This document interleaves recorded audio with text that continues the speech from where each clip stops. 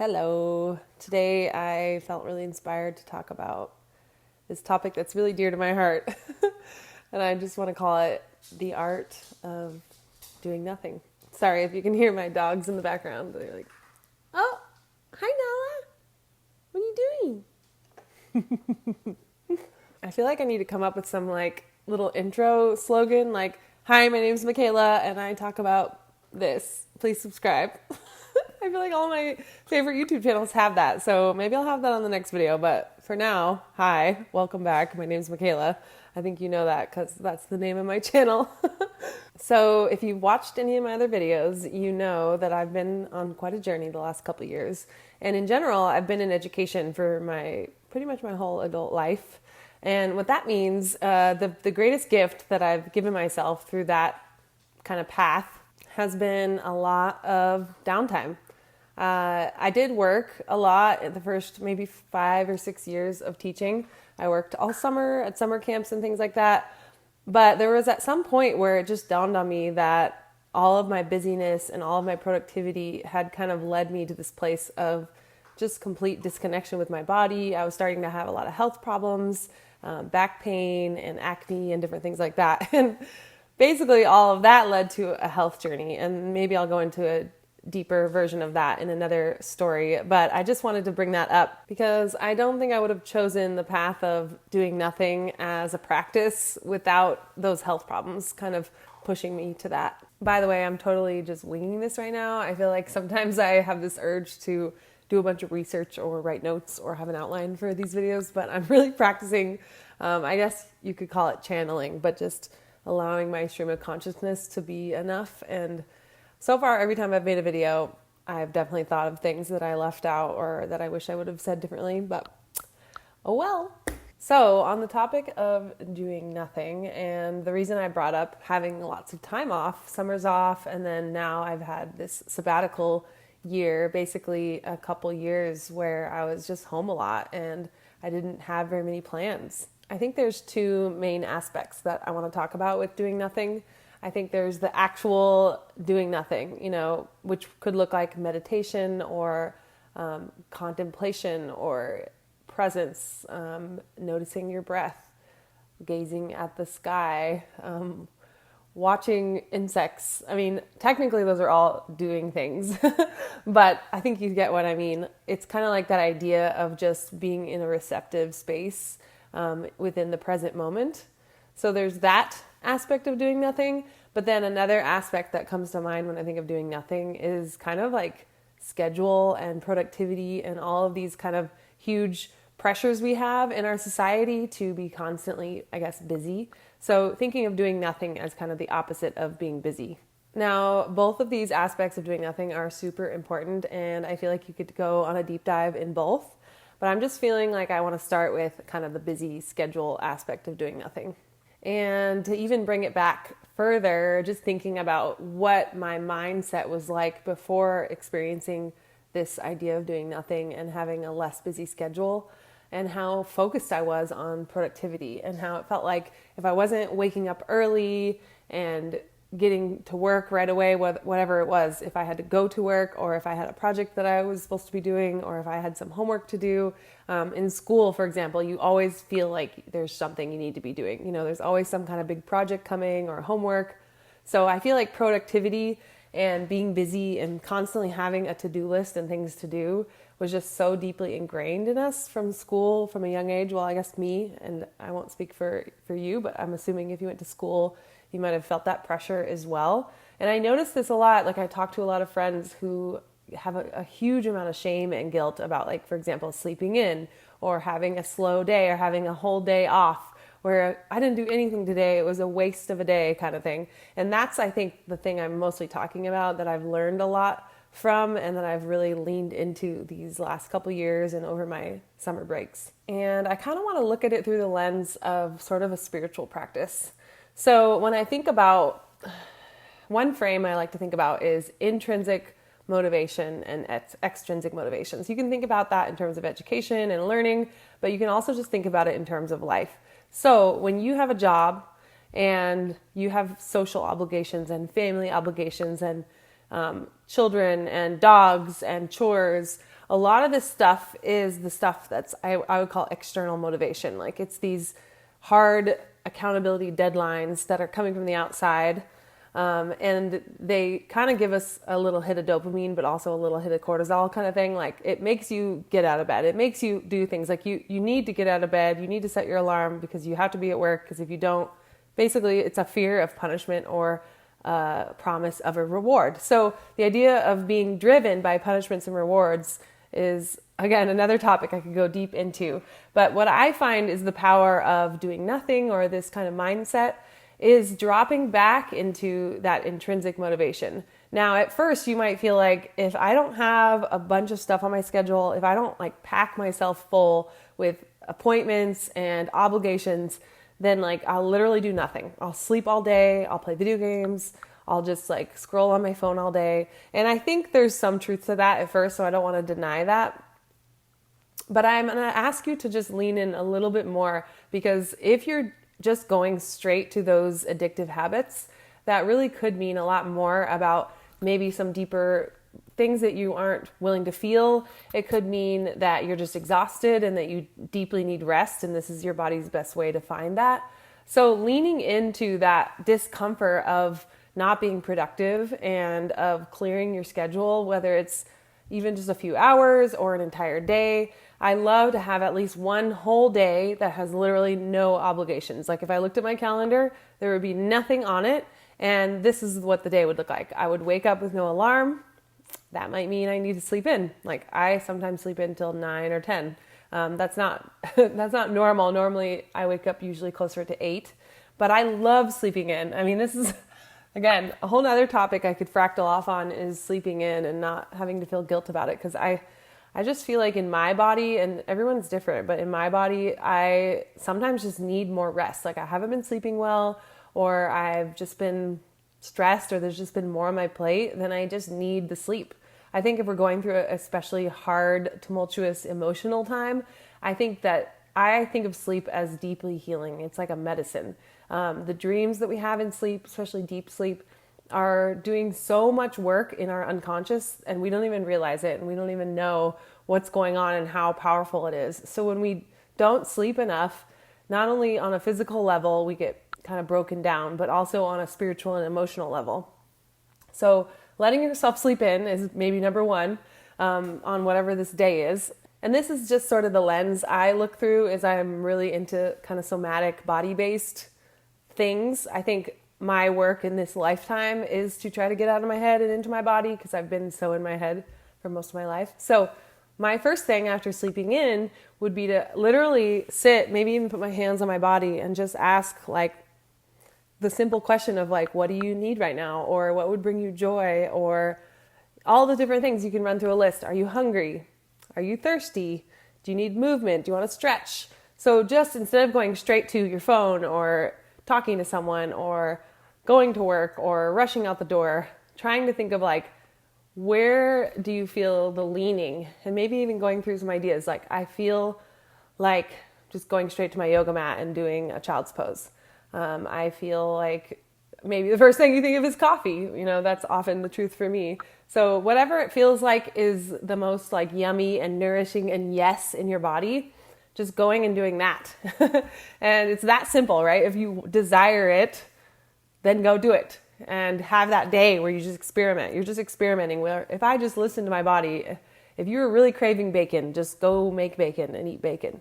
So if you just listen to your body on this one day and just follow that thread, and again, this sort of feels a little bit different than doing nothing, but I think the point of it is that we don't have these like restrictive schedules. So I'm not like, okay, I need to do this and this and this before I have to leave at 9:30, or even having something kind of looming in the afternoon, I can feel myself preparing for it the whole day. So having a whole day where really there's no obligation is just really profound. I mean, you might be listening to this and be the type of person that goes to Vipassana meditations like twice a year and think this is all really silly. But I think for the average person that I talk to, and especially a lot of my clients, it is really, really hard to find a day that has nothing. Now, I want to obviously give the caveat and the disclaimer that if you have kids, and they have their own schedules. Like, that's just a phase in life where you can't really do this. But I would argue that there's a possibility if you have, the right age kids, I guess, where your whole family can do a day where you do nothing. That would be an interesting thing. But I think it is tricky because for me, the really healing aspect of it has been following my own kind of guidance. And so if you have other people relying on you, you obviously can't do that. So it's okay. There's no reason to feel bad about that. That's just like that's a phase or a part of the life cycle that a lot of people go through, is having responsibilities. But at some point, or if you don't have kids before that, or maybe later when they've grown and they're out of the house, just experimenting, playing with this idea of, once you do the thing that you desire, now what's the next thing that you desire? Maybe you're tired again. You want to go back to bed. Maybe you want to go for a walk. Maybe you want to make yourself a really big breakfast after doing a little very gentle yoga, trying not to think of it as like obligation, trying to find the things that are your yes. And I will tell you from experience that after a lifetime of forcing yourself to do things and using punishment and reward to motivate you, having to be self-motivated or having to find the yeses in your body is so challenging. That's like why this is a practice. That's why I've had to do so much of this in my free time, and having these big chunks of time off have been just deeply healing for this part of me, this relearning of what my body needs and wants. Another way to think about it is kind of like the following the shiny object. A good metaphor would be like if you were on a system of trails in the woods and you were just sort of like following your whim, like, I feel like going left, now I feel like going right. So it's that idea, except for you're doing that in your everyday life. So you're waking up, like I said, going to do the thing you want, going to do the next thing you want, not looking at the clock, not having a schedule, not really having to do anything, but just your main goal is to honor where your body's at. And I find that leads into that other aspect of doing nothing, where especially if I've given myself the boundary of not being on my screens, which I definitely recommend, it definitely helps the doing nothing feeling and that motivation, because I would perceive the screen and social media and stuff as kind of an external motivator again. So if you were to have a day that you were kind of committing to doing nothing and also committing to being off your screens, then you'll find that you naturally, at least this is true for me, I don't know, that I naturally just want to go to things that feel like I'm doing nothing. Sitting and observing and walking and just thinking. Like sometimes, there's a lot that I need to just process, and there's a lot to contemplate. And honestly, if it's hard to do this, often it's because I have been avoiding thinking about something. There might be like a topic.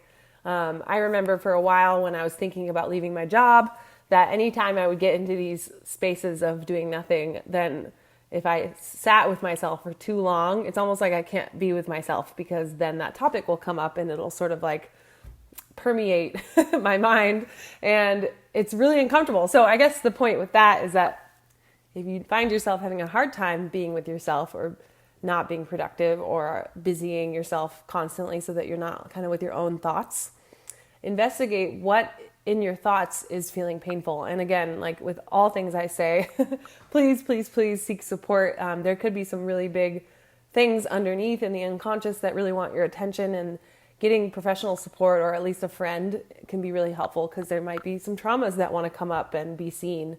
And they won't come up until we give them space. And that's not necessarily true, actually. I will say that they usually won't come up unless we give them space until, they grow and grow and grow, and then you can't avoid them. And I think that's kind of what happened with my body stuff, and what kind of pushed me into this path of the practice of doing nothing, the practice of clearing my schedule, the practice of being present in each moment. So if I take this a step further, let's say we had that one day. Now imagine, so when I first started doing this, I would have like 3 months off in the summer. And again, I just made that space and I made that time because I just felt this strong pull to take that space and time. And I will admit that especially the first couple summers of doing this, it would be a couple weeks of just like honestly pure agony, like being just with myself without any schedule, without any obligation, without any work, I honestly felt deeply depressed and deeply unmotivated. Like it felt like the only thing that would motivate me is someone forcing me to do something or someone making a plan with me. And I had almost like all my dopamine was gone. But time and time again, and I've learned this the hard way and I've gotten better at it and it's been faster, but usually after 2 weeks of doing nothing, even if it means like 2 weeks of scrolling on my phone all day, or if your thing is like video games, for example, if you just play video games every day for 2 weeks, let's just think about, like, I'm not recommending it, but let's just take that to its logical end. If you were to actually do whatever you want, and if you perceive that as a bad thing, like if you perceive video games as a bad thing, I'm thinking of like clients that I've had that have said that. Well, if I do nothing, I'll just play video games. Okay, what if that needs to happen? So go ahead and take that to its logical conclusion. Do you think you'd be able to do that every single day for 2 weeks? Do you think you'd be able to do that every single day for a month? And if you keep saying yes, just take it out further. Do you think you could play video games every single day for 2 years? Like realistically, is that really going to happen? So the reason I bring that up is because there was times when I just felt like I was getting kind of stuck in a hole. And for me, the longest that ever lasted was probably like 2 or 3 weeks.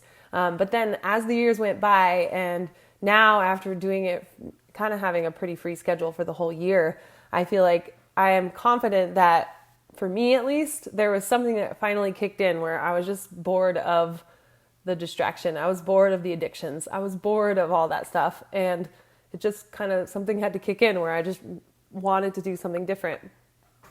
And that is kind of where I can find my creative energy again. Again, as I record these videos, I always want to give so many disclaimers because I feel like there are so many instances and examples of where a real chemical imbalance could be going on, or you could be, needing actual real support from a professional, from a therapist. I'm going to school for this, so I'm learning more and more that, like, obviously not everyone's wired like me, but if you happen to resonate with my channel and me and you're wired like me, I urge you to try this or to think about things in this way, that if you really just get through that weird transitionary period from being externally motivated to being internally motivated, just giving yourself that time, I just want you to know that that time will pass and that it's not going to last forever, even though it really feels like it will. Now, if you're like me, if I was watching this video like mid-school year, like, I don't know, several years ago when I was feeling really burnt out, I would have almost been angry at this video because I feel like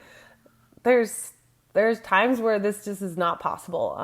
And I know that hearing this might feel like, oh, of course, I would love to have 2 weeks off, but like, that's not a possibility for me. I think then going to the other side of doing nothing would just be that smaller time where you can just give yourself presence. So let's say you work a 9 to 5 and you have a bunch of stuff outside of work and you literally only have an hour a week or 15 minutes a week. In that case, then I would actually recommend looking at these other practices that can help you feel that presence and that feeling of doing nothing in that 15 minutes or that hour.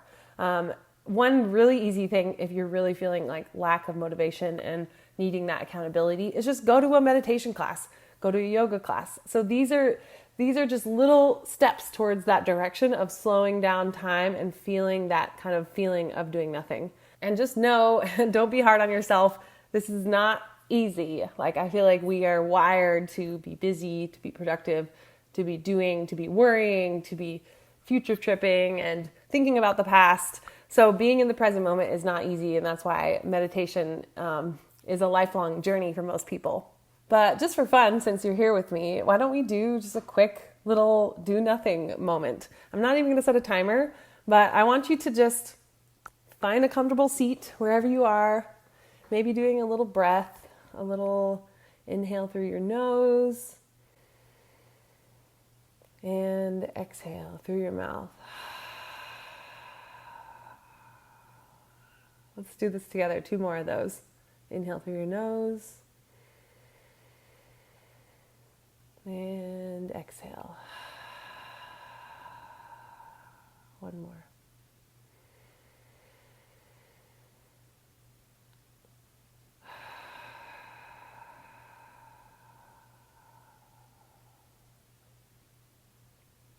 Now, Your body might feel a little more grounded. Feel free to close your eyes, or if you want to, you can open them back up. And just sit with the present moment. I guess trying to do nothing. Don't be trying too much or efforting too much. Really, this is just about being with yourself, being with your thoughts. Take a minute or so and just notice your thoughts and be the observer.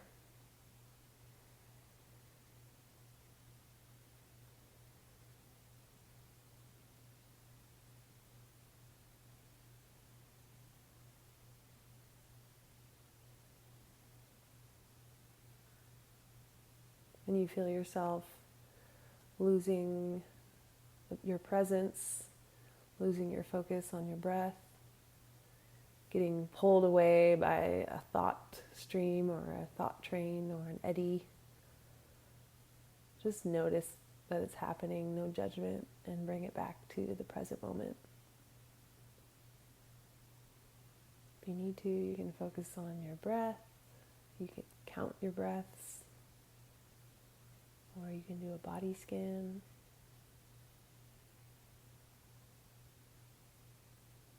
Your body always lives in the moment. It's the mind that tries to leave the moment. Doing nothing.